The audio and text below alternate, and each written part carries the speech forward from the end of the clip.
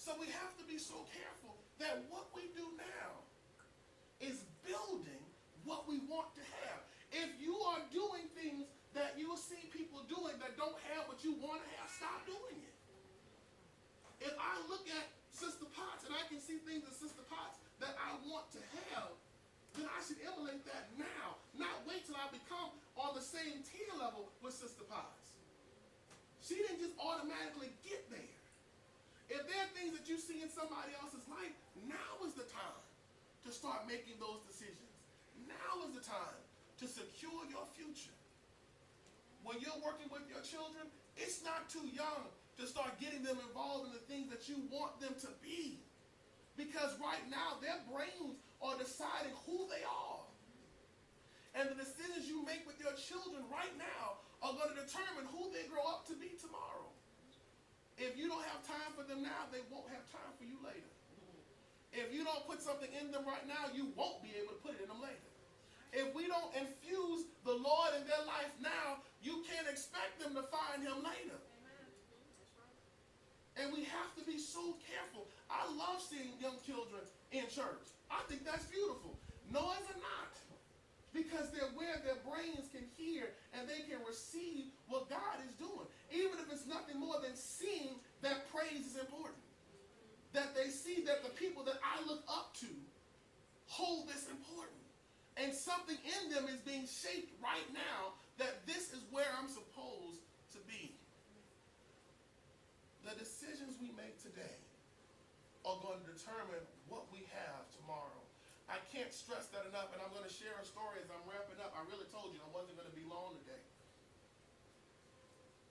When I went to college the first time, I went for 2 years and didn't finish.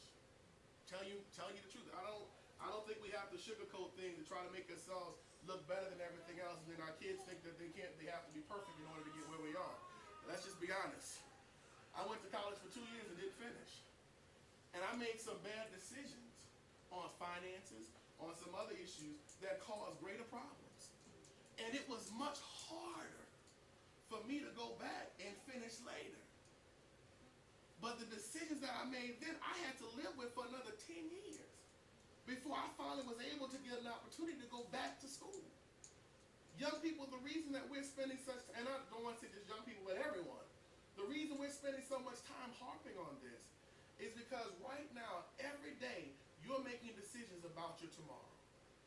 If you don't take advantage of these opportunities, you don't know when it's going to come around again. I mean, it's a blessing that Sister Potts is able to go back to school. But that's not a guarantee for everybody. You can't look at, well, Pastor went back 10 years later. I'm going to tell you right now, Pastor went back 10 years later with kids, house note, and car notes, and all other people needing money out of my pocket. It was a lot harder going back then than if I had just made the right decisions and went the first time. Young people, now's the time to do it. And let me tell you something. I know how much I make now. And I look back at how many years I missed making this. And it is a very painful realization how much money I threw away with bad decisions. How much trouble I put myself through because I decided at the moment this seemed like a good idea and didn't follow through. And we all have those moments. We all have them. But think about everything you do today. How is it going to affect me 10 years from now? How is it going to affect me 5 years from now? Is what I'm about to do, is where I want to go right now worth giving up what I'm going to have in 5 years? Oh, but I want to do this because this is what I feel like doing. Is it worth not finishing school? Is it worth changing your life? Because I'm going to tell you, and I say this with all respect, there are certain decisions that you make now that will change your life forever. There are certain decisions you make now that you can't just go back and undo. You have to then pick up that weight and carry that with you as you go further in life. If you decide to tamper with drugs now, it's not a guarantee that you're going to have a one-time hit and go on about your business. You can get hooked and have to carry that into life. And then everything you do is tainted by that. You go and play in the wrong playgrounds right now and get arrested. You get a conviction that you carry for life. And it cuts off jobs. go ahead and decide to get too serious in some relationships and have kids too early. It changes your life. And there is no going back. You have to then make new decisions. And you have to know that when you do that, you change your life. Now, the good thing about it is, as long as you still have breath, you have a chance to do better. As long as you have breath, you have a chance to do better. But understand, the longer you wait, the cost of success, listen to me, the cost of success increases exponentially with time. The cost of success increases exponentially with time. The longer you wait to do what it takes to be successful, the more it's going to cost you to get it. See, right now, when you're young and you're just in school, all thing you have to worry about is going home and cleaning your room. That's the only responsibility you got to deal with. Maybe a couple aggravations from your parents here and there. Trust me, it's much worse other places. But that's all you have to do to get your education. If you wait, then you got to pay a house note and try to get your education. If you wait longer, you might have to pay a car note, or you might get married. And now you got two people's bills that you're trying to pay and get your education. Well, you know, you got two people, eventually there will be three. Now you got two people and a kid. So those costs over time grow. And the longer you take to make the right decision, the more it's going to cost you. So young people, as I close, I told you I wasn't preaching there, I'm just talking. As I close, I want to encourage you, look at what you're doing today. Look at what you're doing today. And know that you are deciding who the you 20 years from now is going to be. I love seeing our young people in school. Sister Emerald, I adore what you are doing, because that shows that she is chipping away at whatever walls in front of her, and she's going to succeed.